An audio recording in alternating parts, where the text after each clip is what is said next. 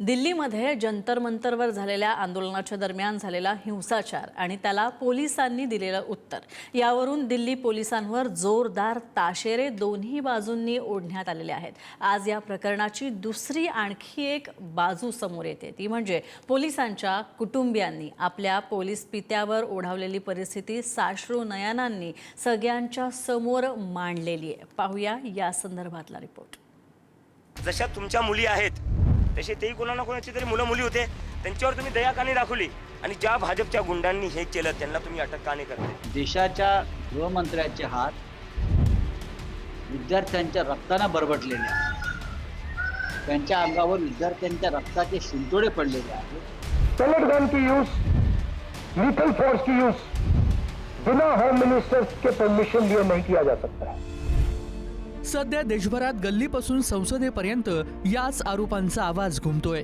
दिल्लीमधील आंदोलन संपलं असलं तरी त्या आंदोलनातील हिंसाचार एक दुःख स्वप्न बनून आजही अनेकांच्या मनात वावरतोय। आंदोलक जखमी आहेत, पोलीस जखमी आहेत आणि आरोपांच्या फैरी सुरू झाल्यात। जंतर मंतरवरील आंदोलनानंतर झालेल्या हिंसाचारामध्ये जखमी झालेल्या आंदोलकांनी पोलिसांना आरोपीच्या पिंजऱ्यात उभं करत सर्वोच्च न्यायालयामध्ये धाव घेतली आणि यानंतर पोलिसांच्या कुटुंबियांनी पुढे सरसावत न्यायालयामध्ये हस्तक्षेप याचिका दाखल केली आहे। My father was at main protest site. He was at the front line near the barricades, जहाँ पर बहुत सारा crowd था। मेरे पापा जब भी रात में घर आते थे तो वो बोलते थे कि अब ये प्रोटेस्ट स्टूडेंट प्रोटेस्ट नहीं लग रहा है, इसमें बहुत सारे एंटी सोशल एलिमेंट्स जुड़ चुके हैं। उसके अगले दिन ही 25 तारीख को माय फादर वाज pulled bye a rowdy mob and it was almost lynched near the stage of Jantar Mantar. This happened on 25th and around 2 p.m. He was unconscious at the RML hospital for about 4 hours. रात को 10 बजे के करीब पापा के colleagues उन्हें घर लेके आए और उनकी यूनिफॉर्म पूरी खून से लाल थी। उन्हें ऐसे देख के हमारे लिए बहुत पेनफुल था। हमने जब उनसे पूछा कि बाबा ये कैसे हुआ तो उन्होंने बताया कि बेटा कोई बात नहीं, ड्यूटी के टाइम पर छोटी मोटी चोटें लगती रहती हैं, पर मतलब उनके सर पे 4 टाके आए हुए थे जो कि छोटी मोटी चोट नहीं थी। वो रात हमारे लिए बहुत मुश्किल थी। कॉकरोच जनता पार्टीच्या आंदोलनादरम्यान आणि संसद मार्चमध्ये 200हून अधिक पोलीस कर्मचारी जखमी झाले होते। यापैकी अनेकांना गंभीर दुखापत झाली होती। जब मैंने फोटो देखी तो उनके हेड को शेव कर रखा था और उनके हेड पे लाइक स्टिचेस लग रहे थे 4। उसको देख के I was like really frustrated end मैं बहुत डरा हुआ था। जब मेरे पापा घर आए तो उन्होंने मुझे बताया कि जो स्टूडेंट्स की जो प्रोटेस्ट उसमें स्टूडेंट्स नहीं है, उसमें राउडीज, उसमें एग्रेसर्स हैं जो लाइक इस अपॉर्चुनिटी का यूज कर रहे हैं जस्ट टू क्रिएट केओस। 20 ते 25 जुलैच्या काळात फक्त पोलीस लाठीमाराचे व्हिडिओ मोठ्या प्रमाणात व्हायरल होत होते।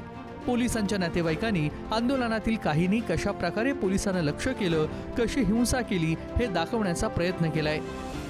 उन्होंने कहा कि जो भीड़ है वो ज्यादा उग्र हो गई थी और भीड़ के अंदर कुछ शरारती तत्व भी शामिल हो गए थे, जिन्होंने पुलिस फोर्स पर गमलों से, जो भी उनके हाथ में चीजें आ रही थी, चप्पलों से, जूतों से और पत्थरों से उन्हें पुलिस फोर्स को घायल कर दिया था, जो कि एक वीडियो क्लिप में भी दिखाया जा रहा है। मेरे पति को भी जो ड्यूटी के दौरान हेलमेट दिया जाता है, उनका हेलमेट भी पूरी तरह से टूट गया था और यदि कोई पत्थर का टुकड़ा हेलमेट टूटने के बाद उनके सर पर लगता तो शायद वो आज इस दुनिया में नहीं रहते।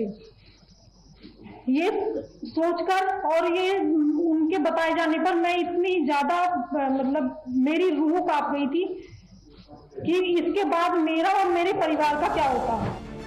मात्र कुटुंबियांनी परिस्थिती कथन केल्यानंतर सीजेपी संस्थापक अभिजित दिपके यांनी मात्र यात मारहाण करणारे विद्यार्थी नसून भाजप कार्यकर्ते होते असा आरोप केलाय।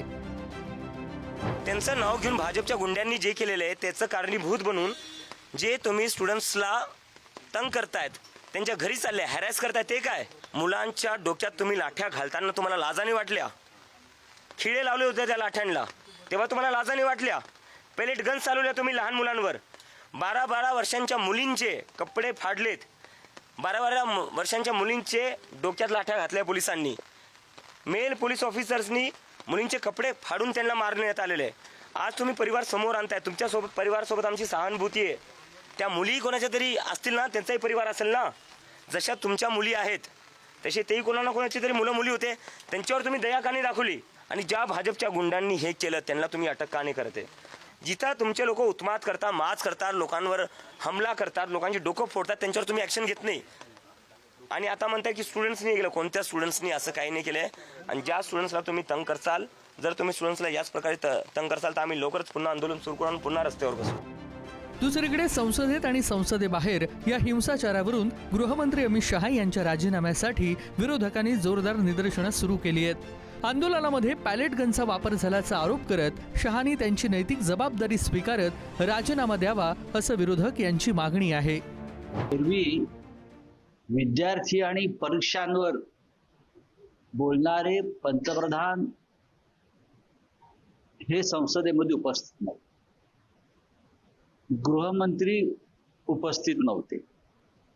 देशाच्या गृहमंत्र्याचे हात विद्यार्थ्यांच्या रक्ताने बरबटलेले आहेत. त्यांच्या अंगावर विद्यार्थ्यांच्या रक्ताचे शिंतोडे पडलेले आहेत, अश्रूंचे शिंतोडे पडलेले आहेत. पण जंतर मंतरवर ज्या पद्धतीनं हुकुमशाही विरुद्ध लढणारे तरुण विद्यार्थ्यांना ठेचून मारण्याचा प्रयत्न झाला, ते आदेश गृहमंत्री अमित शहाचे होते. पेलेट गन की यूज, लीथल फोर्स की यूज बिना होम मिनिस्टर के परमिशन लिए नहीं किया जा सकता है. होम मिनिस्टर इन्होंने ऑर्डर किया,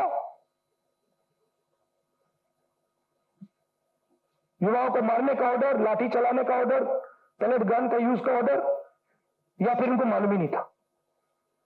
होम मिनिस्ट्री चल रही है, अमित शाह जी कुछ और कर रहे हैं. होम मिनिस्टर को मालूम नहीं कि भैया किसी ने पेलेट गन चला दी, किसी ने मतलब लाठी मार दी, वो किसी और दुनिया में थे. यही दो पॉसिबिलिटीज हो सकती हैं, तीसरी तो हो ही नहीं सकती.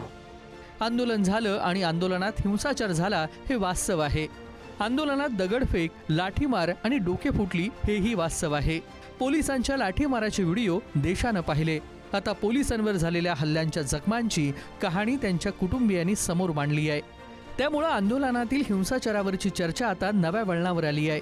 या आरोप प्रत्यारोपांमध्ये सत्य नेमकं कुठे आहे हे शोधण्याचं काम न्यायालय करेलच. पण जखमांवर फुंकर घालण्याऐवजी त्यांचं राजकारण करत ती जखम भळभळती ठेवण्याचा प्रयत्न यशस्वी होऊ नये यासाठी सर्वांना काळजी घेण्याची गरज आहे. ब्युरो रिपोर्ट, पुढारी न्यूज, मुंबई.